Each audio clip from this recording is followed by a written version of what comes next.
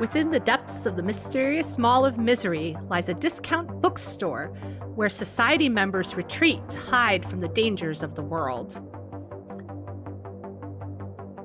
Past the dangerous hallways, completely exposed to roaming doppelgangers or clones, or the least evil us's, beyond the interconnected storefronts that lead to, possibly, the mini-marts,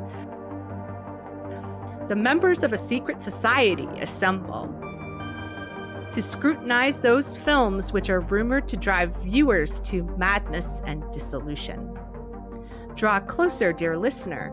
Let your trembling ears sup upon the eldritch knowledge of the Cinemania Society.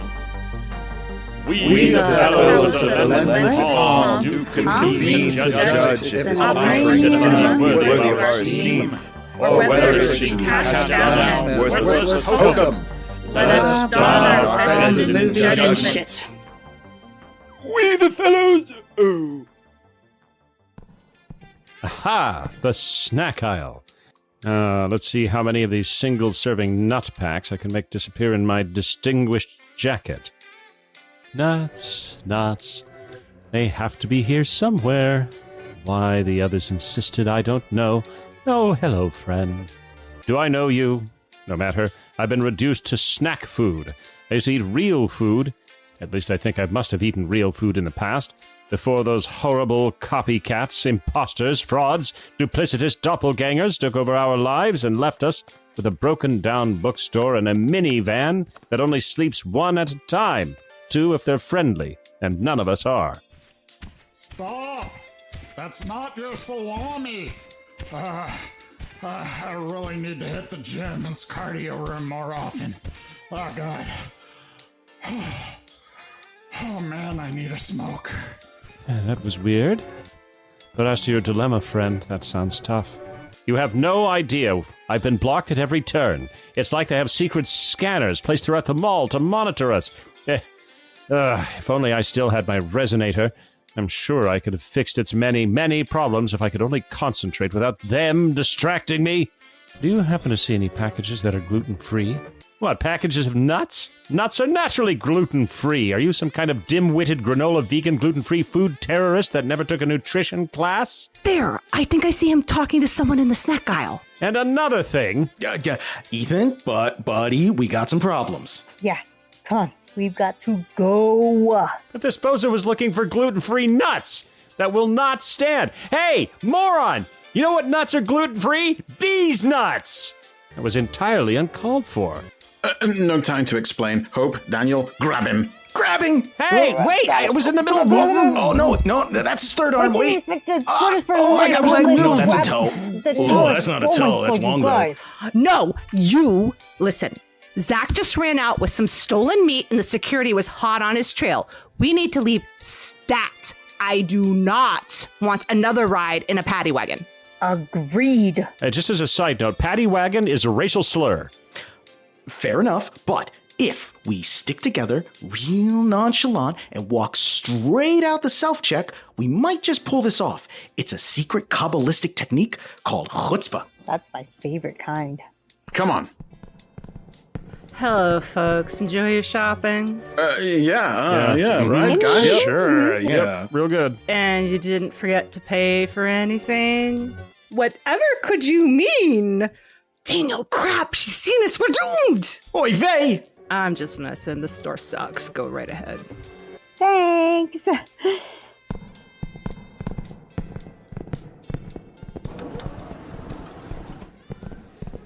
Ooh, that was close. Too close for my liking.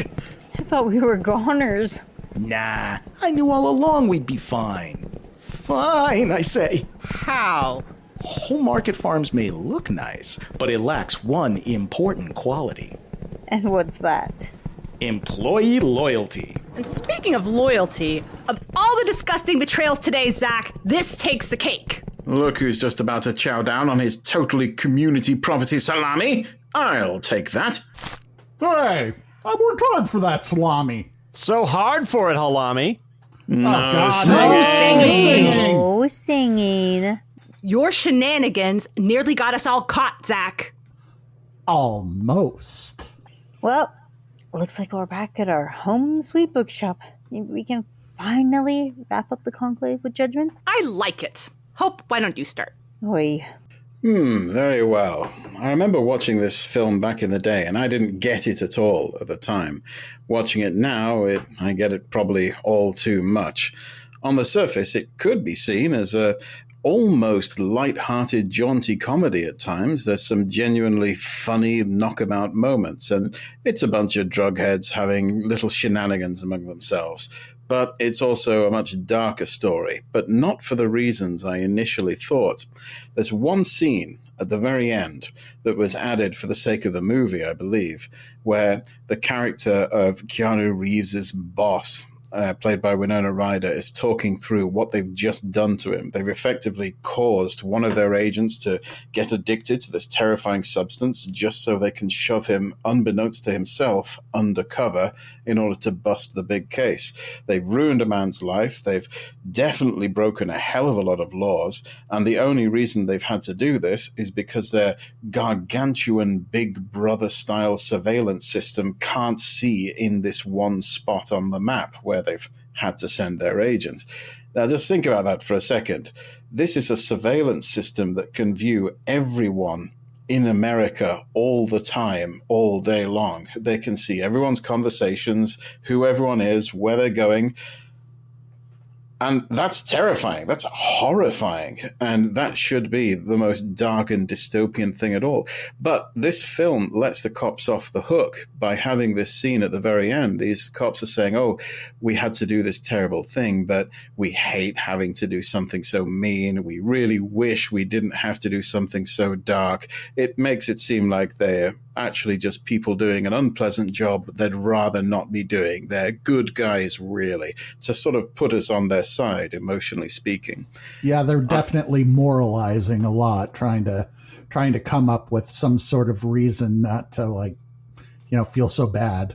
Yeah, Philip K. Dick definitely had empathy for the drug users, and to an extent this film does too, but it also has a little bit too much empathy for the jackbooted cops who are watching everybody's movements with no regard for any kind of constitutional restrictions whatsoever.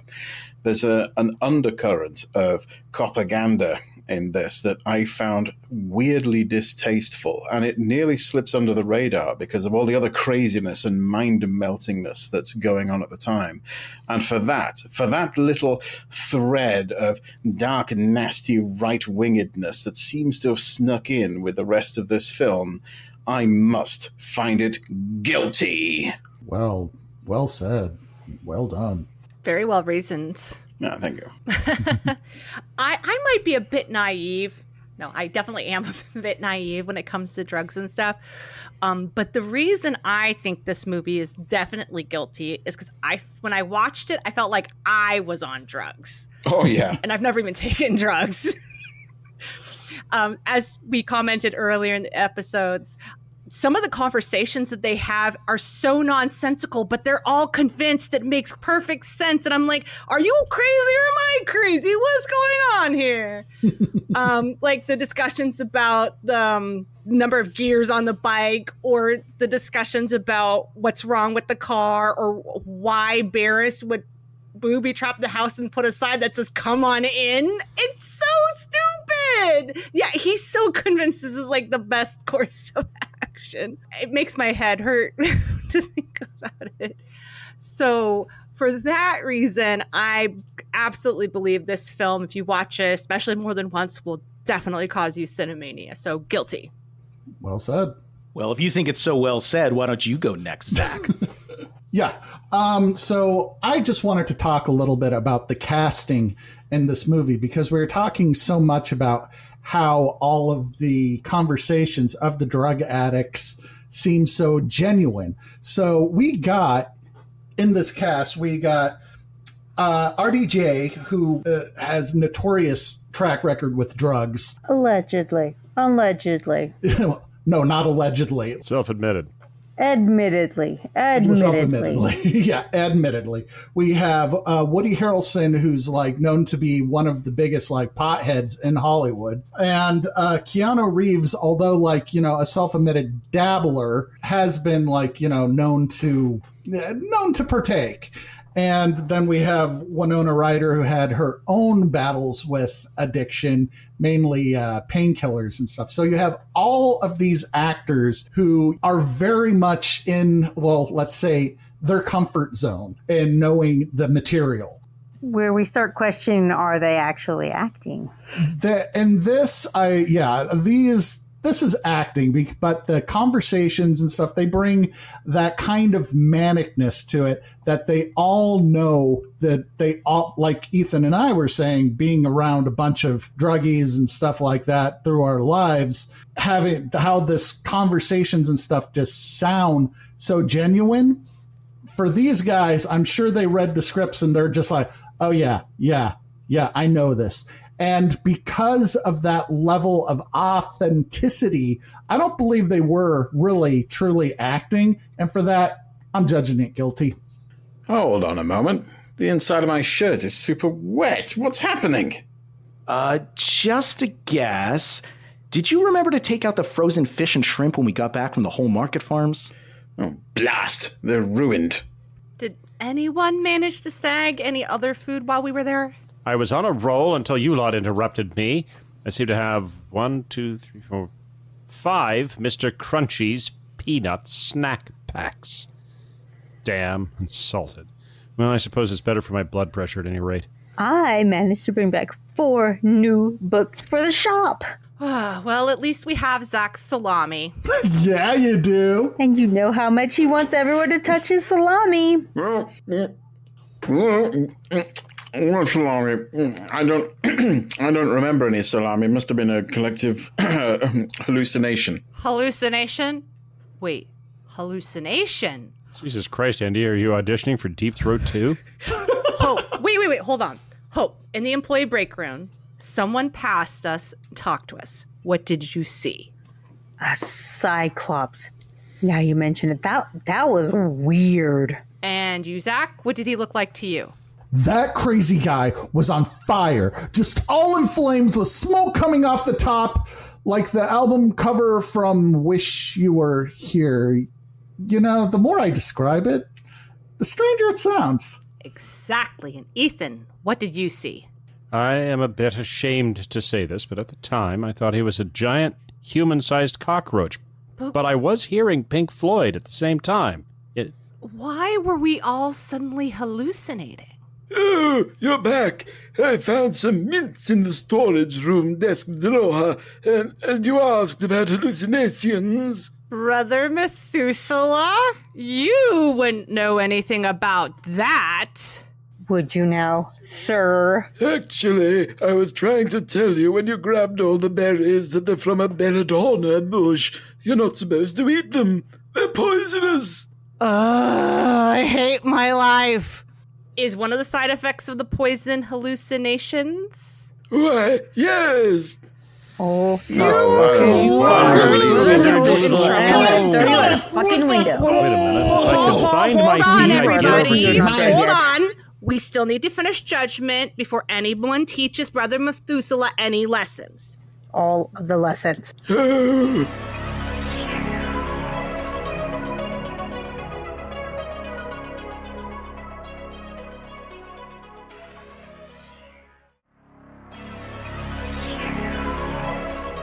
Okay, I don't have a great judgment on this movie because it just fucked with me. It's just a mind fuck.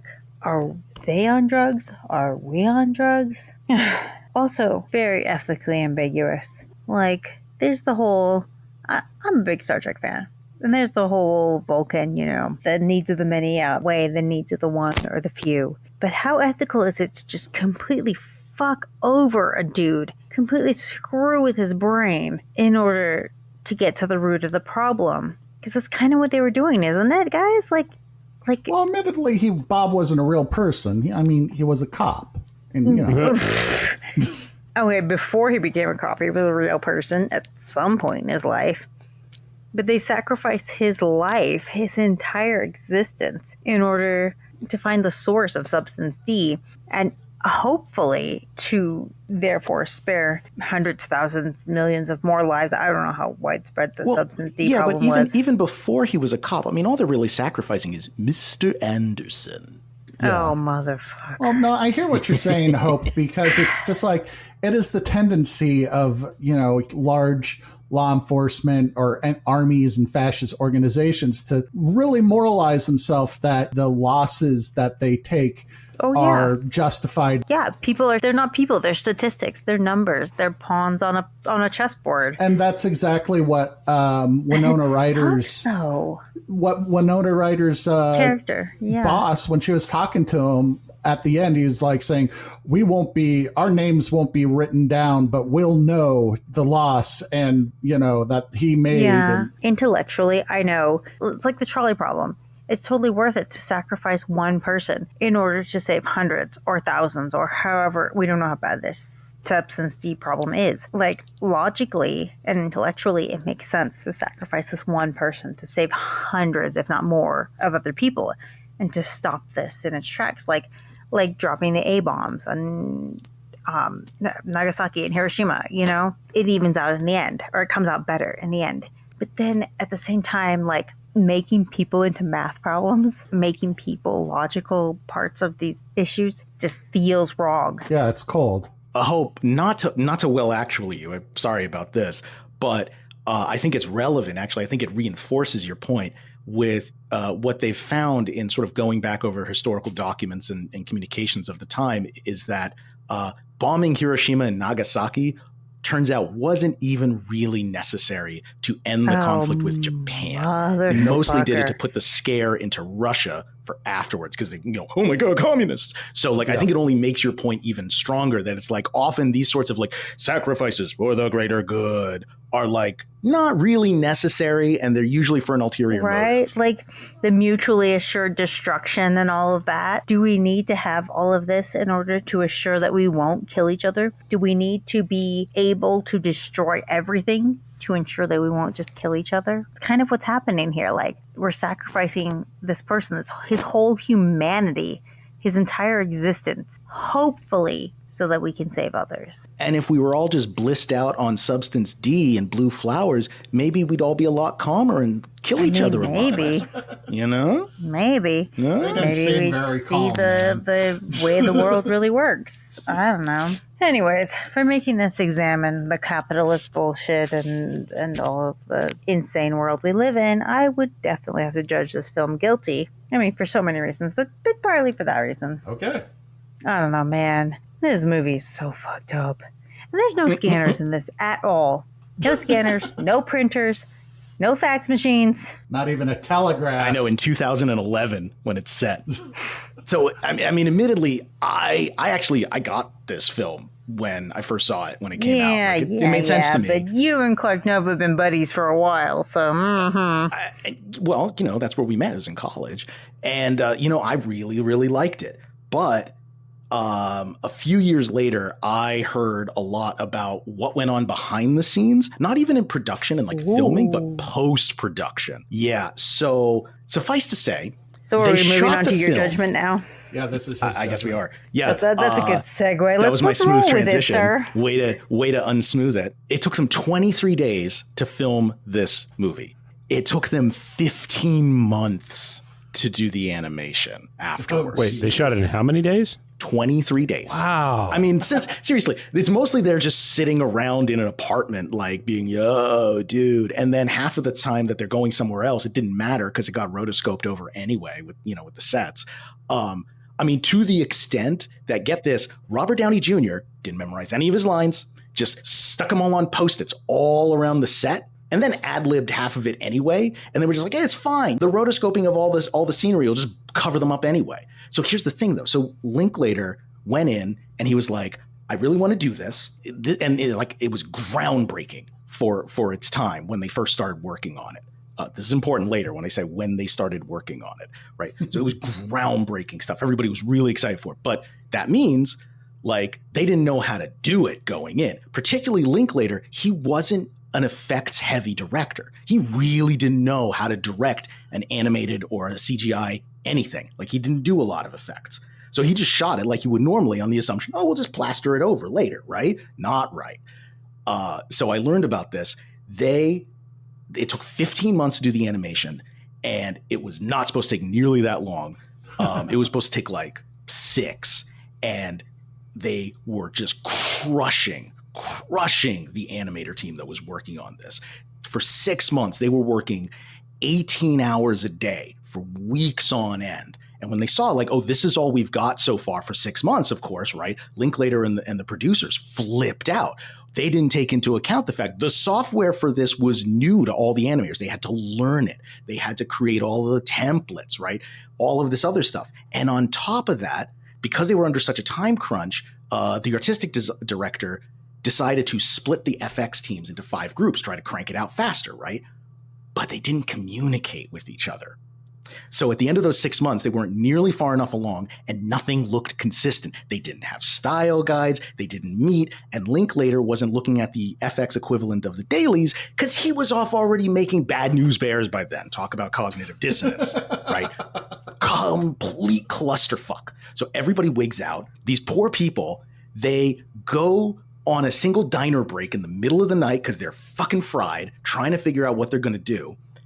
And while they're doing that, the producer locks them out of their own office, takes all their computers, basically fires them without even telling them, gives the computers and all that stuff to a different team of artists to take over. Like, these are people who, like, admittedly, they screwed up a bunch of stuff because of all this, general chicanery and screw ups. But like, they had been working nonstop for 6 months. They get maybe an also credit on the back end of it, right? The new artists, then they're only given 6 months to fucking cram through this thing, right? Now, at the very least, they've got to fix what was there before and finish it. That includes training, total redesign. In some cases, they had to invent the software, right? Wow. But they did at least use style guides and things like that, and close meetings, right, with Linklater. Finally, they used proper project management. And they killed themselves, and they banged that sucker out in another 6 months.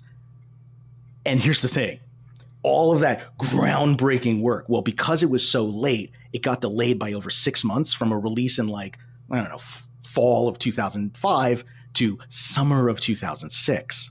What else came out in summer of 2006? Pixar's Cars. Oh. And it gets better. Pirates of the Caribbean Dead Man's Chest with the first Davy Jones and all those tentacles over Nai's face. That is just stunning. And so by comparison now, right, the Scanner Darkly looks kind of half-assed. I don't think so. I think actually it stands up better. Like, if you look at the CGI slop, and particularly Dead Man's Chest, I think Scanner Darkly doesn't look half-assed. It looks like a work of art. That's my opinion. But you have to keep in mind, this is in hindsight. At the time, audiences going in mostly because they heard they were groundbreaking CGI, and mostly what they were looking at was Bill Nighy's tentacles, right? That's a tough head-to-head. And Cars, like fucking Pixar, right? So I just meant these like poor in people hindsight, just got raked over the coals for everything that they really didn't deserve, all because Linklater, and he said this, he admitted going in an interview, like, I don't know how to do animation. And it wasn't even like, oh, because Philip K. Dick, it's got to be done this way. No, it was just because, there's not enough adult animation. I wanted to do an adult animation. That's why, according to him. Now, it was actually a great artistic choice, but he didn't know that. So the thing is, Linklater goes in thinking he's fucking James Cameron, who like kind of is just technically brilliant and groundbreaking all the time. But he's not. He's Linklater, right? He's a great director, but he's not a technical guy. No one else is James Cameron. It's just how it is. And thank God for that, because some of his movies are utter trash aside from the effects. So I guess what I'm saying is, because this movie wormed its way into Linklater's brain and convinced him he was James Cameron, this film is utterly guilty of cinemania. Yeah. Okay. I can see I would that. have to agree with you. Yep. Which just leaves us, I believe, with Cinquisitor Ethan. Everybody clear your schedules. I know you might be torn here, Cinquisitor, to maybe go against the group, but I think we've got a nearly unanimous vote here. So do us proud. That's really funny because you took what I usually do, which is production notes, and you did the production notes, which I think is great. Like, I love that you looked into that. Well, I really care about effects and stuff, and I knew a couple of guys who they didn't work on it themselves, but they knew the guys who did, so I heard about it a few years later. You knew a guy? Oh, that's great. I did. Knew a guy, Daniel? I know, right? Usually it's Ethan who knows a guy. And it just ruined my ability to rewatch this movie ever again, because I was like, oh, I know what's going on here. Well, But I mean, anyway, and I'm sorry. glad you took that section because there's so much to talk about in this film. I mean, there's a ton. There's a lot that I'm going to talk about now, but like, there's so much else. Like, we could just do a whole, I don't know. Anyway.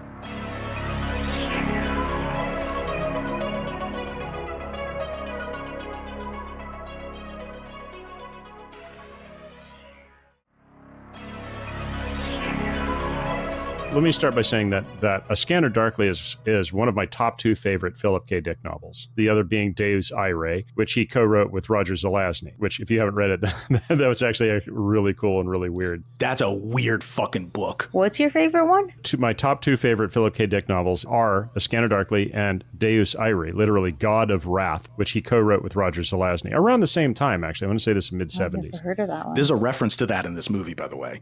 Yeah. It's quick, but it's there. Oh, yeah. No, I picked that one up. Yeah, no, Deus Irae is about a quadriplegic artist who takes a pilgrimage across the post-nuclear United States to find the guy who pushed the button, who has been elevated to godhood. It's a really, really weird book. But it's also very interesting. Anyway, so I first read A Scanner Darkly when I was 18 or 19 years old, and I reread it several times in college. One of the key points about Scanner is that despite its being published toward the end of Dick's life and career, and despite its being written about a head whose reality is beginning to break down, it's much better at maintaining narrative coherence than a lot of earlier novels. Despite being a dickhead, and yes, that's what fans of his work call themselves, moving on. Yeah, I kind of suspect that when he was writing Scanner Darkly, his meth dealer was on vacation. I don't know that I'm ready to move on from that. Yeah. Can we move? I don't think we should move on. Yeah, we're moving on from that. I find a lot of Phil Dick's works extremely frustrating to read because the walls of reality start breaking down to the point that it's just really hard to keep track of what the hell's going on. So like Ubik, The Three Stigmata of Palmer Eldritch, Flow My Tears, The Policeman Said, don't even get me started on Counterclock World. These are all really difficult reads for that reason. Yeah, I much prefer him in short form for exactly that reason. I also tend to prefer short Dick. I mean, Dick Shorts. I mean, Ethan, you know what I mean. Ethan, you know what it's you mean. It's not the length that matters. They say you should. Though? You can't get across the Atlantic in a rowboat. Okay, you know what I mean. But they say you should write what you know, and I think Dick was doing very much this. And what did he know? What did he know? Well, this is what you're seeing, what he knew. Drugs and paranoia. Yeah, basically living in grinding poverty with a bunch of fellow drug heads. And yeah, drugs and paranoia. Yeah, in the 60s and 70s. Yeah, it's a deeply personal work. I don't think Dick inserted himself into this as much as any one, as any one character. I think Linklater chose an actor to play Charles Freck who looks distinctly like Philip K. Dick. I think anybody listening should pick up and read A Scanner Darkly and follow it up with Valis, if they can handle that, which is one of his last books he ever wrote. And it's a lot like A Scanner Darkly, but it actually does have Philip Dick's self-insert character, whose name is Horse Lover Fat, trying to understand his own I saw God moment. Excuse me, say that again. What's his name? Horse Lover Fat. Philip literally means Phil Hippos, which literally means lover of horses. Dick is German for fat. And that's his Christian name given to him by his parents? Philip K. Dick. Yeah, that's his name. Oh, boy. But his character's name and his self-insert character's name in Valis is Horse Lover Fat, which is basically Philip K. Dick, or Philip Dick, translated into 2 different languages. Would you say that that's a self-insert character? I just said that, yes. Stop interrupting the dickhead. Let him speak. Come on, let's insert dick joke here. Anyway, so what I'm trying to do is I'm trying to encourage the readers, the listeners, to listen to A Scanner Darkly, follow it up with Valis, and then follow those 2 reads up with Paul Williams' absolutely excellent biography of Phil Dick, which I mentioned earlier, Only Apparently Real, because the first 2 books show you the inside of Dick's own head from his own perspective, and the last one will show you what he looked like from someone else's point of view. Dick's always look different from someone else's point of view. Well, yeah, Sorry. No, it's okay. See, those jokes are addictive. Right. Like, Sorry, I mean, go ahead. Sorry. It's okay. I just want to point out that despite, all kayfabe aside, Hope, I do a hell of a lot of reading and prep for this show. Oh, I believe you.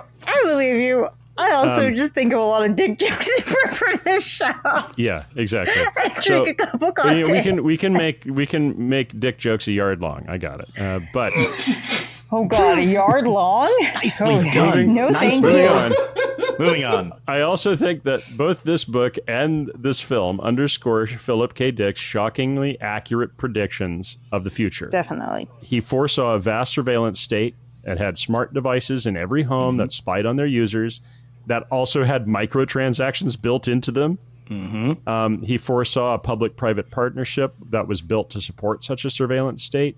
For example, try asking your Echo, Alexa, what is surveillance capitalism? Sometime if you want to hear a machine be as surly as it's possible for a machine to be. He saw vast overlapping and occasionally competing spheres of police power. For example, so although Bob Archer was a sheriff's department narc, one thing the movie, as I mentioned, kind of skipped over, but the book really underlined was that Donna was a Fed. As I said, also, the major change in the film is that it reveals Donna as Bob's boss. The book only implies it. Donna is revealed as a Fed who is sacrificing a county-level cop on the altar of drug enforcement, and in so doing, pursuing a completely different cult power structure in New Path, which, by the way, is modeled on the addiction recovery / quasi-religious movement known as Synanon, which turned out to have been an actual full-fledged cult and one of the worst, most violent cults in American history, and which was undergoing a lot of federal and state investigation throughout Dick's heyday in the 60s and 70s. That was in the newspapers, it was on the television. They were doing a lot of investigation of Synanon, which up to that point had been thought to be like, hey, this is the way you get people off of drugs. And the feds spent a long time failing to infiltrate Synanon without a lot of success. I'll tell you another funny thing is the year after The Scanner Darkly was published, Synanon tried to assassinate an attorney who had successfully sued them on behalf of the people who had escaped the cult by putting a rattlesnake inside his mailbox. Oh shit, I forgot about that. Yeah. The podcast Behind the Bastards, it has an excellent run of episodes on Synanon, so go listen to those if you want to know more. Yeah. They're really good. I just forgot about the snake. Yeah. I don't know how you can forget that. That's nuts. But there's so much about Synanon that we could even talk about that he so accurately captures in the book. Like there's a section there where they are doing, quote, the game, which is a thing they did in Synanon that got adopted by a bunch of other drug recovery organizations, where they basically have the recovering addicts sit around in a circle and shout insults at one another. And it was somehow believed that this is going to be helpful. But he captures this so accurately that Wait. I think they did a scene like that in Handmaid's Tale in the TV version. I don't know. I haven't seen a Handmaid's Tale. Oh, they did. They definitely did a scene like that. It's possible, too, because Synanon was dismantled in the early 90s, and A Handmaid's Tale was written, what, the 80s? Yep. Well, I don't know if it was in the book, but in the TV series, they do a scene where they have this girl talk about how it's her fault that she was raped, or her fault that she was seen as a slut or something like that. Like they definitely do that in the TV series. Yeah. A lot of cults use those sort of techniques. Synanon really mastered it and then passed it along to a lot of other cults that followed. You see a lot of parallels to the scene from The Master where they're quote unquote programming or deprogramming Joaquin Phoenix, because that's taken from Scientology. It's just another form of the same thing. Right. Yeah, it's really weird and really frustrating because, like so much of this stuff got incorporated into recovery psychology, and folks who are actually like in recovery psychology are now trying to figure out how do we unpick this. And it's very hard, but it's very, very interesting when you go back and you read the book and you realize, and you read some histories of Synanon, you realize how absolutely accurate Dick was in that. Mm-hmm. But anyway, moving on. I mean, I don't want to beat that particularly horse to death because we're talking about a horse lover here. Womp, womp, womp, womp. Yeah. But anyway, one of the things I want to also make a point about is that so many of Philip Dick's contemporaries writing science fiction, they saw technology being this whiz-bang thing that humans could just use to improve themselves and transcend their basic natures. I mean, look at Star Trek, for example. We have used technology to essentially stop being humans. And Dick saw technology as being just another tool that we stupid monkeys have to be shitty to one another. And the more sophisticated the tool, the more sophisticated the shittiness we inflict on one another. We are the shittiest fucking monkeys, aren't we? Yeah. Pretty shitty monkeys. I really think, and I think the difference between the way that Dick wrote fiction and the way that other people like, say Gene Roddenberry, who was a military officer, wrote fiction, is it's a matter of social class. A lot of sci-fi writers in the golden age were folks who were at least middle class, if not much higher.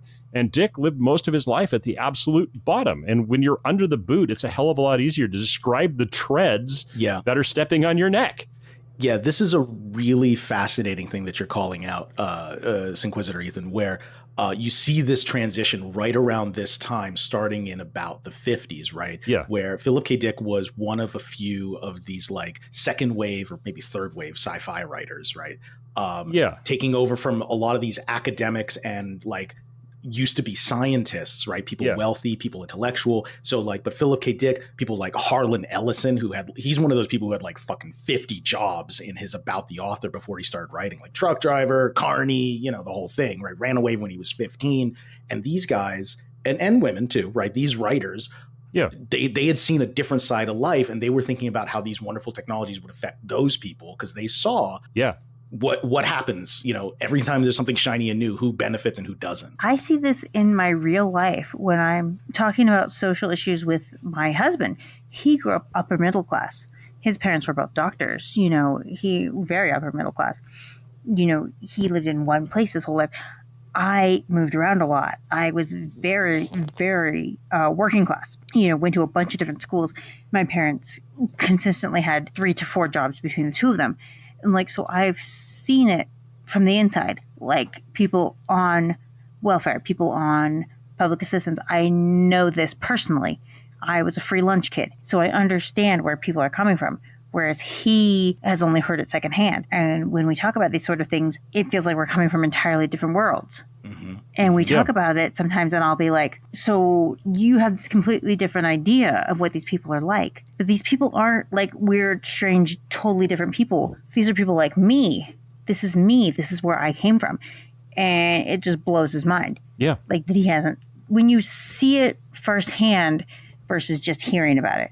It's like those Republicans who are very anti-gay marriage or anti-abortion until their child is gay, wants to get married, or until their mistress is pregnant or something like that. Like it's not real until it affects you. Yeah, the disconnect is huge. It is. And some people try really hard to overcome it, and some people can't overcome it until it actually really affects them. Yeah. And they can't have empathy for somebody or something until they personally experience it. That's one of the classic tropes of people say about conservatives. It's really hard. I feel like somehow we need to be able to teach that to children.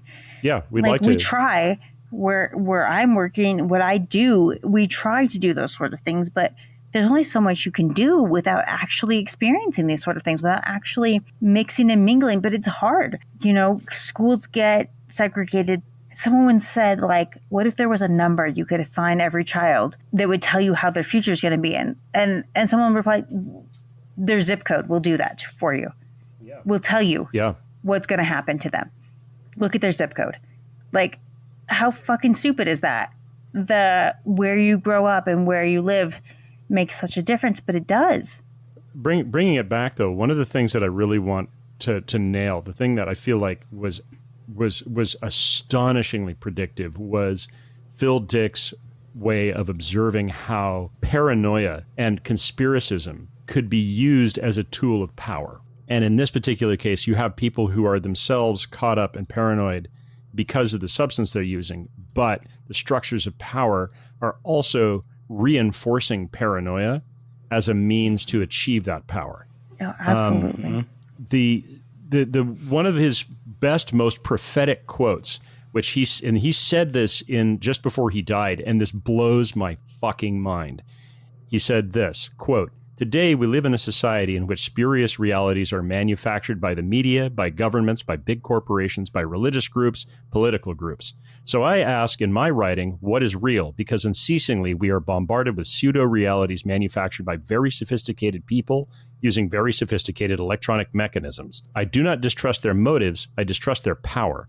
They have a lot of it, And it is an astonishing power, that of creating whole universes of the mind. I ought to know, I do the same thing, end quote. Now, go back to the Bush years when some unknown White House staffer, who is believed to be Karl Rove, let the mask drop fully for a moment when he told the journalist Ron Suskind, quote, "The reality-based community believe that solutions emerge from your judicious study of discernible reality, but that's not the way the world works anymore. We're an empire now, and when we act, we create our own reality. And while you're studying that reality, we'll act again, creating other realities which you can study too, and that's how things will sort out. We're history's actors, and you, all of you, will be left to just study what we do," end quote. And I think these two quotes are two sides of the same coin. They're just viewed from the top and the bottom of the power ladder. They are more true today than ever, what with the way social media algorithms shape reality, the way we see dictators like Putin and Trump using the, quote, fire hose of falsehood, the way that we see corporations like Palantir becoming embedded in the Defense Department and profiling and threat modeling every single person in the United States based on real-time monitoring. If you ever wondered how ICE can be so granular and targeting individual people for arrest and deportation, like finding them on the highway and stuff, it's Palantir. Phil Dick saw this coming, all of this, and he tried to warn us. And that is why this film is guilty. Way to bring it back around. I feel like with your judgment, Cinquisitor, it's not so much that you're finding the film guilty, but rather the rest of us in our timeline is somehow guilty of giving cinemania to the movie, which is an interesting take, but I'll go with it. Somehow we've aligned with the film. Yeah. Yeah. That's rather telling, isn't it? Art becomes reality. That was my rant. I know there was a lot, but... No, that was, I think we all feel the same way, or many of us feel the same way. I know I do, and I work with this stuff on a daily, so I have a lot of strong feels about it. Well, as I like to say, this may not be the darkest timeline, but it sure is the stupidest.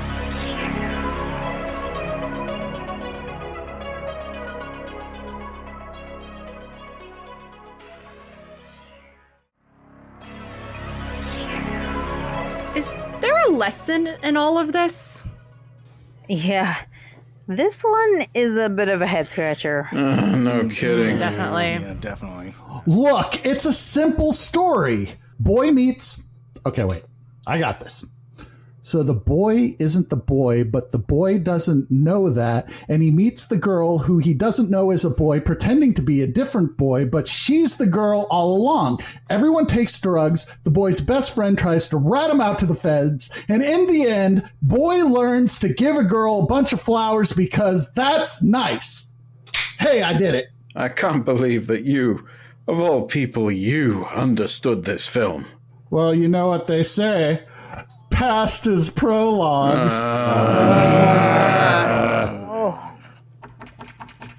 Did anybody hear that? Hear what? I heard a knock at the door.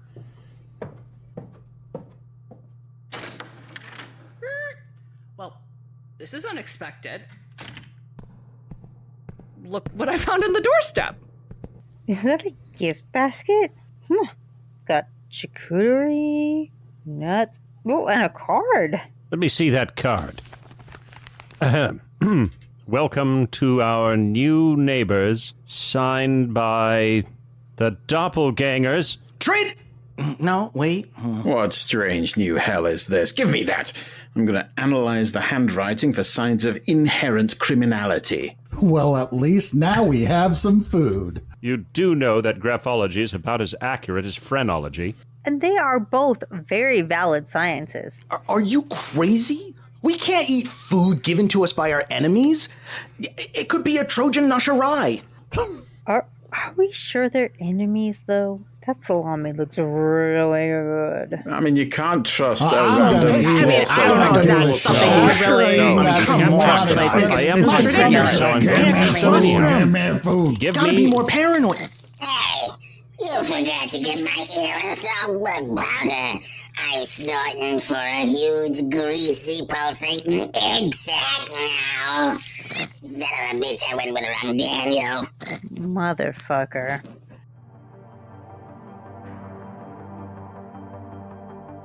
The Cinemania Society was written, produced, and performed by Hope Bravo, Andrea Palladino, Zachariah Burks, Ethan Ireland, Andy Slack, and Daniel Scribner. Editing and sound design by Ethan Ireland. Music by Carl Casey at White Bat Audio. Incidental music and sound effects courtesy of Epidemic Sound. The Cinemania Society is a work of fiction. Unless otherwise indicated, all the names, characters, businesses, places, events, and incidents appearing in this audio play are either the product of the author's imagination or are used in a fictitious manner.